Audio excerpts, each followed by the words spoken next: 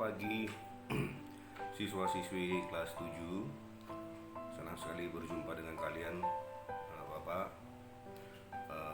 ada pepatah berkata tak kenal maka tak sayang. Maka izinkan di kesempatan pelajaran hari ini Bapak memperkenalkan diri kepada kalian. Nama Bapak adalah Daniel Spahutar.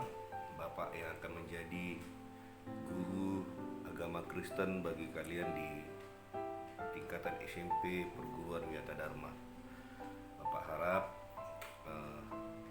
kalian bisa bersemangat sekalipun masih belajar secara daring. Kalaupun ada pertanyaan-pertanyaan terkait pelajaran atau hal-hal yang tidak dimengerti terkait pelajaran, bisa langsung hubungi Bapak secara pribadi melalui WhatsApp, ya. Oke, Bapak pikir itu saja perkenalan singkat dari Bapak. Mari kita berdoa terlebih dahulu. Kami bersyukur Bapak di surga pagi hari ini bisa kembali belajar walaupun masih secara daring, tapi kami tetap percaya kasih dan hikmat-Mu tetap menyertai kami. Kebaikan-Mu tidak pernah meninggalkan kami. Berkati kami pada hari ini. Kami siap untuk mulai belajar. Dalam nama Yesus kami berdoa. Amin. Oke, anak Bapak semua, pagi ini kita belajar tentang Allah Maha Pengampun, ya. Allah Maha Pengampun. Nah, perlu kita ketahui sebelum kita bicara Allah Maha Pengampun, apa definisi dari mengampuni. Mengampuni artinya pelepasan dan pembebasan diri dari kesalahan atau dosa. Jadi ketika kita mengampuni seseorang, itu artinya kita melepaskan, membebaskan diri sendiri dari kesalahan atau dosa, ya. Baik diri kita yang dilepaskan, diri kita yang dibebaskan sebagai pihak yang memberikan pengampunan, maupun kepada orang yang kita ampuni. Jadi dua, diri sendiri maupun orang lain. Itu makna dari mengampuni.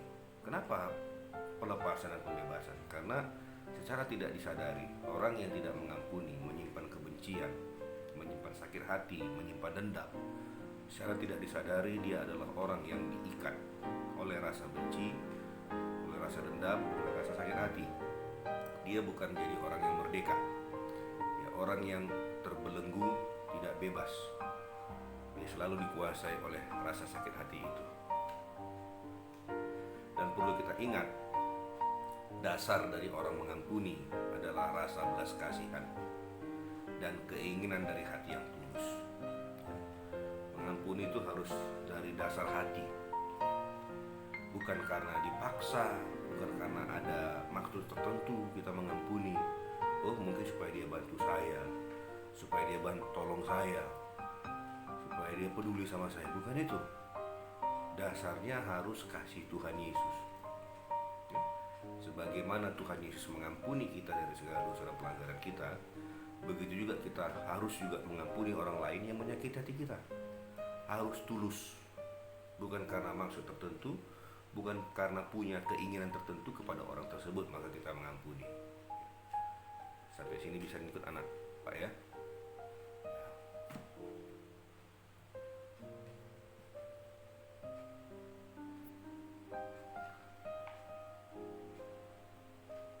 Nah, mengampuni itu terkadang mudah diucapkan tapi sulit untuk dilakukan, ya. Karena kita gampang sekali, iya aku udah ampuni kok di mulut kita sama orang-orang. Aku gak sakit hati kok, aku gak ingat-ingat lagi kok, aku gak ada dendam kok sama dia. Tapi kenyataan itu hanya di mulut, di hati belum. Ketika kita dengar namanya, ketika namanya disebut orang, kita dengar di telinga, ada rasa gak suka, ada rasa gak senang gitu. Kenapa sih disebut nama dia? Jadi dengan kata lain, mengampuni itu bukan hanya di mulut aja, tapi harus sesuai yang di mulut dengan yang di hati. Harus sinkron. Jangan sebentar A, sebentar B. Sebentar kita bilang kata ampuni dari mulut, tapi dari hati belum beres. Ya. Jadi Bapak harap kalian ketika ada orang menyakiti hati kalian, siapapun itu, jangan hanya di mulut berkata saya ampuni, tapi kenyataan di dalam hati belum. Ya. Ada beberapa penyebab orang sulit untuk mengampuni, untuk memaafkan orang lain. Yang pertama, keinginan untuk mempertahankan harga diri atau gengsi. Oh, gengsi lah, aku pula yang minta maaf. Kan dia yang salah. Masa saya minta maaf?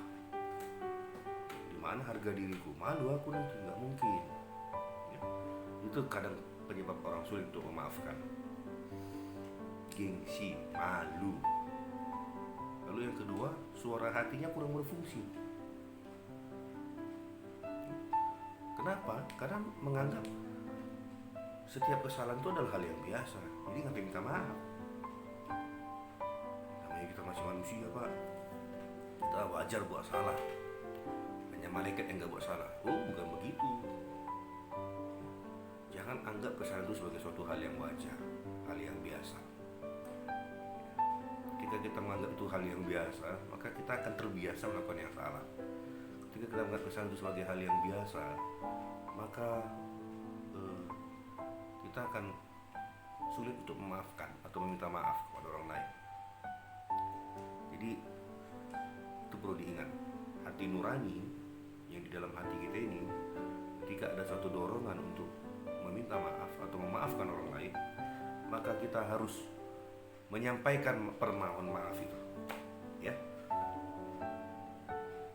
Yang ketiga, penyebab orang sulit untuk mengampuni adalah kurang berani mengakui dengan jujur kesalahannya, bahkan menganggap orang lain yang lebih salah.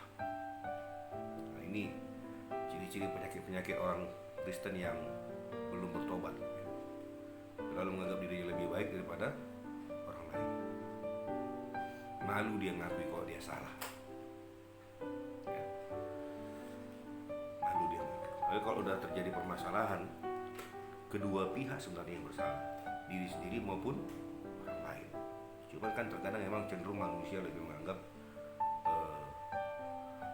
kalau kata Alkitab, selaput di mata saudaramu kau lihat, tapi gajah di depan matamu tidak kau lihat. Ya, kita lebih gampang melihat kesalahan orang lain daripada kesalahan diri sendiri. Itu yang masalah. Gampang sekali mengingat, menghitung kesalahan orang lain, padahal kesalahan diri sendiri jauh lebih banyak. Ya, jadi bisa ngikut ya, nak. Lalu yang keempat, penyebab orang sulit untuk meminta maaf atau memaafkan, karena menganggap kata maaf itu nggak ada artinya. Kata maaf itu kurang bermakna, padahal kata maaf itu bisa menyembuhkan, seperti tadi di awal ya, membebaskan, melepaskan seseorang dari rasa bersalah. Jadi kata maaf itu adalah suatu kata ajaib. Ya? Ketika kita mengucapkan kata maaf, minta maaf atau saya maafkan kamu, itu punya makna yang sangat dalam. Kita melepaskan diri seseorang maupun diri sendiri dari rasa bersalah. Oke?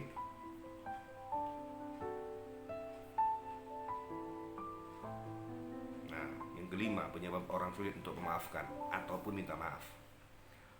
Takut kalau kita minta maaf, permintaan maaf kita nggak diterima.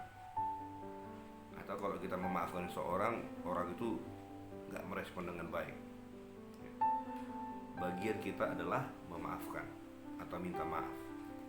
Masalah orang lain mau memaafkan kita atau menerima permohonan maaf kita, itu bukan urusan kita. Alkitab mencatat dalam doa Bapa kami, ampunilah kami akan kesalahan kami, seperti kami juga mengampuni orang yang bersalah kepada kami. Jadi, kalau kita mau menerima pengampunan dari Bapa di surga, maka kita harus lebih dahulu mengampuni, memaafkan kesalahan orang lain. Ya. Jadi jangan takut. Yang penting kita sudah melakukan bagian kita, terserah orang yang kita ucapkan permohonan maaf itu. Dia mau terima atau tidak terima, urusan dia dengan Tuhan. Manfaat dari mengampuni. Yang pertama, kita merasa bahagia karena lepas dari dosa, ya. Seperti tadi, karena kita terbebas. Yang kedua, kita dapat pengampunan dari Tuhan. Seperti tadi doa Bapa kami, ya. Kalau kita mau mengampuni, maka kita diampuni. Kalau kita tidak mengampuni, maka Bapa di surga juga tidak mengampuni kesalahan kita. Ya, kembali ke kita poinnya. Lalu yang ketiga, hidup kita tidak diganggu oleh perasaan bersalah yang lama dan yang mendalam. Jadi kita tidak lagi diintimidasi, tidak lagi dikuasai, tidak lagi diteror oleh perasaan-perasaan bersalah. Oke. Yang keempat, manfaat dari mengampuni, kita bebas melakukan pekerjaan dan bebas menjalin hubungan dengan orang lain. Ya. Kita bebas melakukannya itu. Lalu yang kelima, suara hati kita semakin terbina dengan baik. Nah, ini Yesus mengajarkan. Ketika itu Petrus bertanya, sampai berapa kali saya mengampuni itu orang Tuhan? Tuhan Yesus berkata 70 kali 7 kali. Artinya mengampuni tanpa batas. Jadi mau seberapa banyak apapun dia menyakiti hatimu, seberapa sering pun dia mengecewakanmu, mau seberapa banyak dia melakukan hal yang tidak baik padamu, Alkitab mencatat ampuni dia. Ampuni dia. Tidak ada alasan untuk kita untuk tidak mengampuni. Karena Tuhan sudah lebih dahulu mengampuni kita. Kesalahan yang kita buat pada Tuhan jauh lebih banyak daripada kesalahan yang dibuat oleh orang lain kepada kita. Ya. Nah, tadi sudah Bapak singgung ini, ya. Doa kami mengajarkan tentang pengampunan, bahwa kita harus mengampuni sesama seperti Tuhan Yesus sudah mengampuni semua dosa dan kesalahan yang kita perbuat. Ya, ini tadi sudah Bapak singgung. Oke, kesimpulan yang pertama adalah mengampuni berarti melepaskan diri dari ikatan dosa. Kita terlepas, kita terbebas dari ikatan dosa. Yang kedua, Allah mau kita mengampuni sebab Ia sudah lebih dahulu mengampuni kita. Ya. Akhir kata, itu saja penjelasan dari Bapak pada hari ini. Silakan mengerjakan tugas yang akan Bapak bagikan di Google Classroom. Kalau ada pertanyaan, silakan hubungi Bapak melalui WA, ya. Terima kasih. Tuhan Yesus memberkati. Shalom.